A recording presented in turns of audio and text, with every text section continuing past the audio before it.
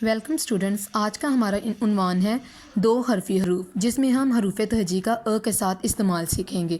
यहाँ हम हरूफ तहजी की रीडिंग करेंगे, तो आप सब यहाँ पे उसे गौर से देखेंगे। आप सब हरूफ तहजी की छोटी अशकाल से बखूबी वाकिफ़ हैं, तो हम उन्हें अ के साथ जोड़ना सीखेंगे।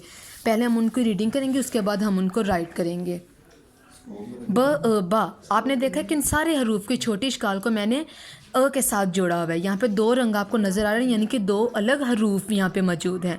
ब अ बा, प अ पा, त अ ता, ट अ टा, स अ सा, ज अ जा, च अ चा, ह अ हा, ख अ खा, द अ दा, ड अ डा, ज अ जा, र अ रा, ड़ अ ड़ा, ज अ जा, य अ या, स अ सा, श अ शा, स अ सा, ज अ जा, त अ ता, ज अ जा, अ आ, ग अ गा, फ अ फा, क अ का, क अ का, ग अ गा, ल अ ला, म अ मा, न अ ना, ह अ हा, व अ वा, य अ या। आपने देखा है जो इनमें शरारती हरूफ थे वो दूसरे अ के हरूफ यानी कि अ के साथ नहीं जुड़े।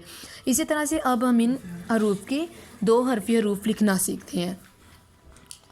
सबसे पहले आपको नज़र आ रहे हैं हरूफ की आखिरी और मुकम्मल शक्ल, तो आपने इन्हें गौर से देखना है। जो पहले नंबर पे हरफ लिखा हुआ है जिसकी आखिरी और मुकम्मल शक्ल लिखी, हमने सबसे पहले उसको जोड़ना, किसके जमा का निशान ये जाहिर कर रहा है कि हमने उसको जोड़ना है अ के साथ। तो आपने गौर से देखना है कि मैं इसे किस तरह से हल करूँगी। ब को सबसे पहले जो पहले नंबर पे हरूफ की आखिरी और मुकम्मल अशकाल लिखी उनकी छोटी शक्ल लिखेंगे। ब। दूसरे नंबर पर ज, द की आखिरी और मुकम्मल शक्ल नहीं होती, र की आखिरी और मुकम्मल शक्ल भी नहीं होती, स। अब हम इनको जोड़ेंगे अ के साथ।